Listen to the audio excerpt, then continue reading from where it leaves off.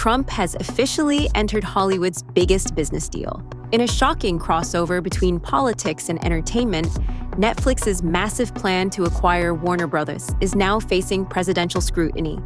What began as a historic streaming power move has suddenly turned into a high-stakes political battleground. This isn't just about movies, shows, or subscribers anymore. This is about power, control, and who gets to dominate the future of global entertainment. With the White House now weighing in, the Netflix-Warner Bros. Deal is no longer just a corporate story. It's a political one, and the outcome could reshape Hollywood as we know it. Let's break down exactly how this happened and why it matters. So what exactly is the deal that's shaking both Hollywood and Washington? Netflix is moving to acquire Warner Bros. Discovery in what would become one of the biggest media mergers in history. If approved, this single deal would completely redraw the entertainment power map overnight. Here's what Netflix would suddenly control: the legendary Warner Bros. Studio, premium giant HBO and Max, the entire DC entertainment universe, and one of the richest film and television libraries ever assembled. That means everything from classic Warner films to modern HBO originals, plus superhero franchises, animation, legacy TV shows, all potentially under one streaming roof. In simple terms, Netflix wouldn't just be a streaming platform anymore. It would become the single most powerful entertainment company on the planet. And that's exactly why this isn't being treated like a normal studio purchase. This is being viewed as a once-in-a-generation consolidation of power, the kind that can redefine how movies, shows, creators, and even competition survive in the future. Now here's where the story takes a serious political turn. Trump has confirmed that he personally met with Netflix co-CEO Ted Sarandos. He spoke positively about Sarandos on a personal level, calling him smart and capable, but made it clear that the deal itself raises major concerns. Trump pointed directly at one issue: market share.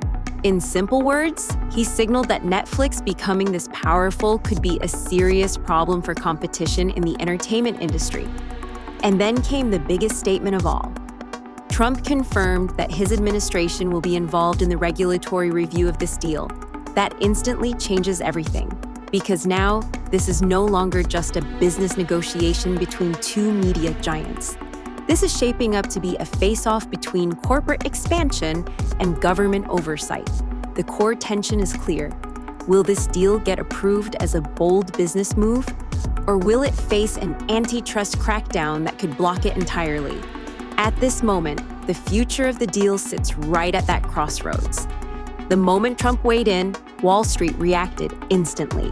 Netflix shares took a noticeable dip, signaling investor anxiety over potential regulatory roadblocks. At the same time, Warner Bros. Discovery stock jumped, as markets bet on the possibility of a massive payout if the deal survives scrutiny. Inside the entertainment industry, the mood is far more tense. Studio executives, rival streamers, and creators are all quietly asking the same question. What happens if one company controls this much content, this many franchises, and this much distribution power? The fear is simple. If Netflix absorbs Warner Bros., it wouldn't just dominate streaming. It could reshape how films get funded, which stories get told, and who even gets a chance to compete. And this isn't without precedent. Hollywood has seen mega mergers before, from AT&T and Time Warner to Disney and Fox. And almost every one of them faced resistance, investigations, and long-term fallout. The difference now? This deal could place an unprecedented amount of entertainment power into the hands of a single streaming giant. And that's exactly why the shockwaves aren't stopping. Behind the headlines and stock charts, there's a deeper political layer to this deal. Trump's personal relationship with Netflix co-CEO Ted Sarandos now sits right at the center of this story. He's publicly praised Sarandos as an executive, but at the same time, he's questioning whether Netflix should be allowed to grow this powerful. That balance between personal respect and regulatory pressure makes this far more than a routine business review. At the same time, there are rival bidders reportedly tied to Trump allies, adding another layer of strategy to the situation. That turns this acquisition into something bigger than just corporate competition. It becomes a political chess move, where influence, alliances, and timing suddenly matter as much as money. And this is where the story expands beyond Hollywood. Streaming dominance is no longer just an entertainment issue. It's becoming a national regulatory issue. Who controls culture? Who controls distribution? And how much power should one company be allowed to hold over what the world watches? With Trump's administration now signaling involvement, the Netflix-Warner Bros. Deal sits right at the intersection of business ambition and political authority, and neither side is willing to blink first. So what happens now?